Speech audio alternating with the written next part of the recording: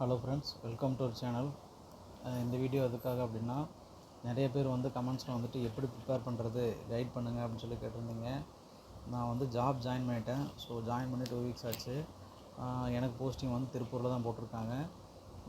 இந்த வீடியோ வந்துட்டு என்னோடய ஸ்ட்ராட்டஜி வந்து தமிழுக்கு எப்படி படித்தேன் அப்படிங்கிறத மட்டும் சொல்கிறேன்.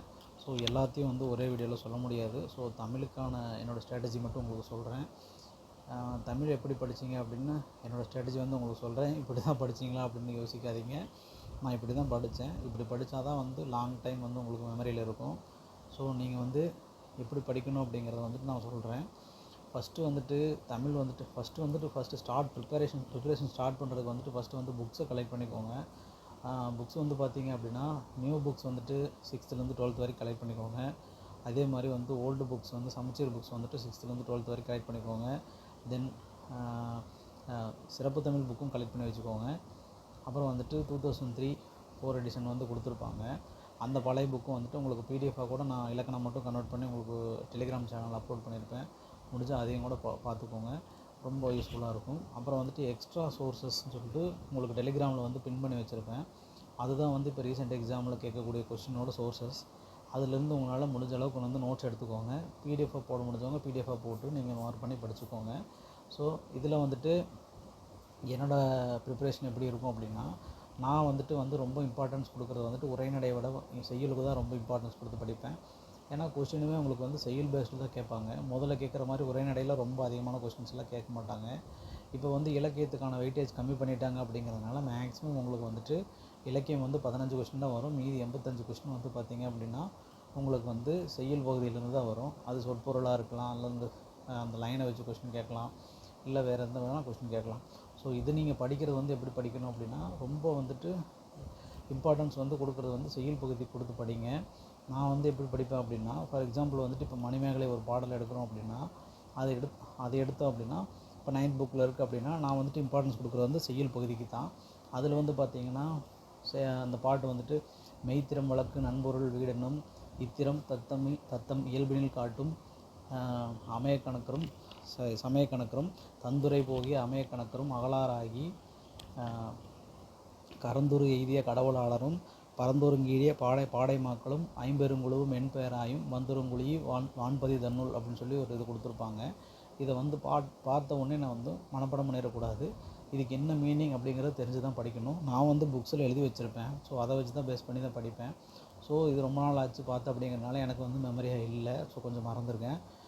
மெய்த்திறம் வழக்கு அப்படின்னா வந்துட்டு உண்மையான வந்து வழக்கு நம்ம பேசுகிறோம் இல்லைங்களா, உண்மை பொருளையோ பேசணும் இல்லையா, அந்த வழக்கும்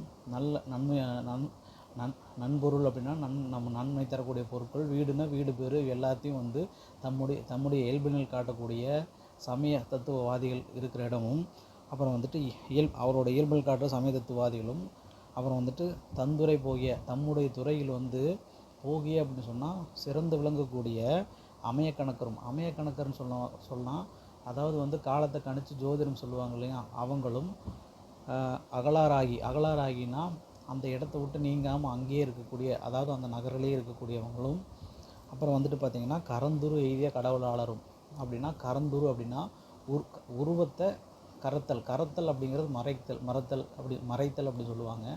அதாவது உருவத்தை மறைத்த கடவுள்களும் பரந்தொருங்கீண்டிய பாடை மாக்கள்னால் பலமொழி பேசக்கூடிய மக்கள், அவங்க பரந்திருந்த மக்கள் வந்து ஒன்று திரண்டி இருக்கிற இந்த இடமும் ஐம்பெருங்குழுவும் என் பேராயம் என்னன்னு சொல்லி உங்களுக்கு புக்லேயே கொடுத்துருப்பாங்க.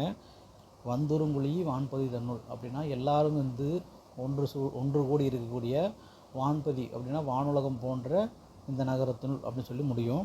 இது வந்து அடிகள் 1-18. அடுத்து வரக்கூடியது வந்து பார்த்திங்க அப்படின்னா வேறு அடிகள் தான் வரும். இது மாதிரி வந்துட்டு அடுத்து வர்றது பார்த்திங்கன்னா வேறு அடிகள் வரும். இதை வந்து மனப்பாடம் பண்ணிடக்கூடாது. நீங்கள் வந்துட்டு அந்த பொருள் வந்து உங்களுக்கு புரிஞ்சு படிக்கணும். இப்போ வந்துட்டு ஆகுபெயர் கேட்டாங்க அப்படின்னா, நன்னூலில் வந்து உங்களுக்கு ஆகுபெயர்னா என்ன அப்படின்னா, பொருள் முதல் ஆரோடு அளவை சொல்தானி கருவி காரியம் கருத்ததன் ஆதியில் ஒன்றன் பெயராய் அதற்கே பிரிதை தொன்முறை உரைப்பன ஆகுபெயரே அப்படின்னு சொல்லி வரும். அதுலேயே உங்களுக்கு எல்லா டெஃபினிஷனும் வரும். பொருள் முதல் ஆரோடு அப்படின்னா பொருட்பெயர், இடப்பெயர், காலப்பெயர், சினைப்பெயர், பண்பு பெயர், தொழிற்பெயர், இது 6 ஆச்சுங்களா. இதோட பொருள் முதல் ஆரோடு அளவைனா என்ன அளவை, எடுத்தல் அளவை, நீட்டல் அளவை, முகத்தல் அளவை, இந்த அளவையில் வருங்களா. பொருள் முதல் ஆறோடு அளவை சொல் தானி. தானினா தானியாக பெயர். பொருள் முதல் ஆறோடு அளவை சொல் தானி. கருவி கருத்ததன் ஆதியுள்.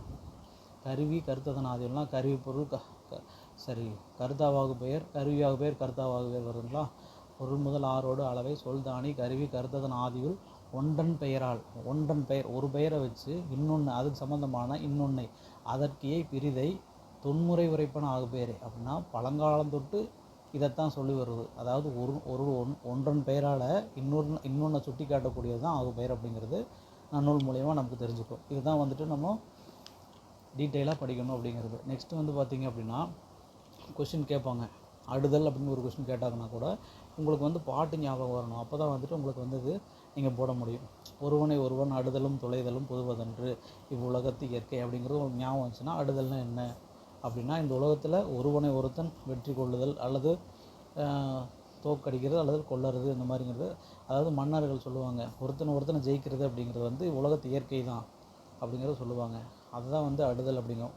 நமக்கு புக்கில் கொஸ்டின் வரும்போது கொஸ்டின் பேப்பரில் வரும்போது நீங்கள் ஈஸியாக வந்துட்டு போட்டுக்கலாம். இந்த மாதிரி வந்து நீங்கள் தெரிஞ்சுக்கோங்க. இப்போ ஃபார் எக்ஸாம்பிள் வந்துட்டு புக்கில் படிக்கிறோம். ஆறு கிடந்தன் அகல் நெடுந்தெருவில் பல்வேறு குலாகத்து இசை எழுந்து ஒழிப்ப அப்படின்னு சொல்லி கேட்பாங்க. இந்த மாதிரிலாம் வரும். இதில் மதுரை காஞ்சி பாடல் வருது அப்படின்னா இப்போ வந்துட்டு ஆறு கிடந்தன்ன அப்படின்னா ஆறு கிடந்த அன்னங்கிறது என்னென்னா ஊம உருபு. இப்போ பார்த்தீங்கன்னா போல புறைய மான கடுப்பை எய்வ ஏற்ப ஒப்ப உரலை அன்ன நேர நிகர அன்ன இன்ன பிறவும் ஊமத்துருபன்னு சொல்லி ஓம உருபுக்கு ஒரு நன்னூலில் ஒரு இது இருக்குது. ஸோ இதெல்லாம் பார்த்தீங்க அப்படின்னா ரொம்ப இம்பார்ட்டண்ட்டு. இந்த மாதிரி புரிஞ்சு படிச்சிங்க அப்படின்னா ரொம்ப யூஸ்ஃபுல்லாக இருக்கும். ஒவ்வொரு வார்த்தைகளுக்கும் வந்துட்டு நீங்கள் தமிழில் மீனிங் தெரிஞ்சு தான் படிக்கணும். அப்போ தான் வந்துட்டு உங்களால் வந்துட்டு தமிழில் ஸ்கோர் பண்ண முடியும். இல்லைனா வந்து ஸ்கோர் பண்ண முடியாது. இலக்கணத்துக்கு ரொம்ப இம்பார்ட்டன்ஸ் கொடுத்து படிங்க. எதுவாக இருந்தாலும் வந்துட்டு நீங்கள் பேசிக்லேருந்தே வந்துக்கணும். அப்போ தான் வந்து உங்களால் படிக்க முடியும். நெக்ஸ்ட்டு வந்து பார்த்திங்கன்னா ஜிஎஸ் சோர்சஸ் வந்து பார்த்திங்க அப்படின்னா உங்களுக்கு வந்து புக்ஸ் வந்துட்டு வேர் டு ஸ்டடின்னு சொல்லி உங்களுக்கு நிறைய டெலிகிராம் சேனலில் கொடுத்துருப்பாங்க. அதில் வந்துட்டு இருக்கிறத வந்துட்டு நீங்கள் ஃபுல்லாகவே கவர் பண்ணிவிடுங்க. நெக்ஸ்ட்டு வந்துட்டு பார்த்தீங்கன்னா கரண்ட் அஃபேர்ஸ் ரொம்ப இம்பார்ட்டண்ட்டு.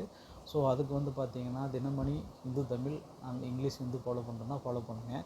இல்லை அப்படின்னா ஏதாவது ஒரு கரண்ட் அஃபேர்ஸ் சேனல் ஃபாலோ பண்ணி அதனோட மந்த்லி கரண்ட் அஃபேர்ஸ் எடுத்து நீங்கள் படிக்க ஆரம்பிச்சிடுங்க. தென் ஒவ்வொரு இதுக்கும் வந்து அவுட் சோர்ஸ் புக் இருக்குது. ஸோ அதுவும் ஃபாலோ பண்ணுங்கள். அதுக்கான ஸ்ட்ராட்டஜி வந்து இன்னொரு நாளைக்கு சொல்கிறேன். தமிழில் வந்துட்டு நீங்கள் ரொம்ப இம்பார்ட்டன்ஸ் கொடுத்து படிக்க வேண்டியது வந்து செய்யுள் பகுதி தான். அதை ரொம்ப தெளிவாக படிச்சுக்கோங்க. எக்ஸ்ட்ரா சோர்ஸஸ்க்கு வந்து முடிஞ்ச அளவுக்கு வந்து நீங்கள் நோட்ஸ் எடுத்து படிங்க. அதுதான் வந்து ரொம்ப ஹெல்ப்ஃபுல்லாக இருக்கும். தென் கமெண்ட்ஸில் வந்து நிறைய கேட்டிருந்தீங்க, அதை கொஞ்சம் பார்த்துக்கிறேன். புக்ஸ் ரெஃபர் பண்ண சொல்லி கேட்குறீங்க. புக்ஸ் வந்து தமிழை பொறுத்த வரைக்கும் வந்து புக்ஸ் வந்து school books and extra sources அவங்க கேட்ட சோர்ஸஸ் தான். அது ஃபுல்லாமே வந்து டெலிகிராம் சேனலில் லிங்க் பண்ணியிருக்கேன். அதில் டெலிகிராம் சேனலை ஷேர் பண்ணிக்கிறது கூட டவுன்லோட் பண்ணிக்கோங்க. அதை வச்சு நீங்கள் நோட்ஸ் எடுத்துக்கோங்க. ஜிஎஸ் பொறுத்த வரைக்கும் பார்த்தீங்க அப்படின்னா பால்ட்டியில் வந்துட்டு உங்களுக்கு லட்சுமிகாந்த் புக் தான் அவுட் சோர்ஸு. அதை தாண்டி உங்களுக்கு வெளியே எதுவும் போகாது. ஸோ அந்த புக்கு எடுத்துக்கோங்க. ஐஎன்எம் பார்த்தீங்க அப்படின்னா உங்களுக்கு வந்து வெங்கடேசன் சார் புக் இருக்குது இல்லைங்களா, அதில் வந்து தற்காலம் நவீன காலம்னு சொல்லி புக் இருக்குது. ஸோ அதை ஃபாலோ பண்ணிக்கோங்க. நெக்ஸ்ட்டு வந்துட்டு ஜாகிரஃபி இந்த மாதிரி படிக்கணும் ஆசைப்பட்டீங்க அப்படின்னா மஸ்ஜித் ஹுசைன் அப்படின்னு சொல்லிட்டு இந்தியன் ஜாகிரஃபி புக் இருக்கும். அது வந்து யூபிஎஸ்சி படிப்பாங்க, இங்கிலீஷில் தான் இருக்கும். ஸோ அதிலேருந்து மேக்ஸிமம் கொஷின்ஸ் வரும். ஸோ அது வேணால் கவர் பண்ணிக்கோங்க.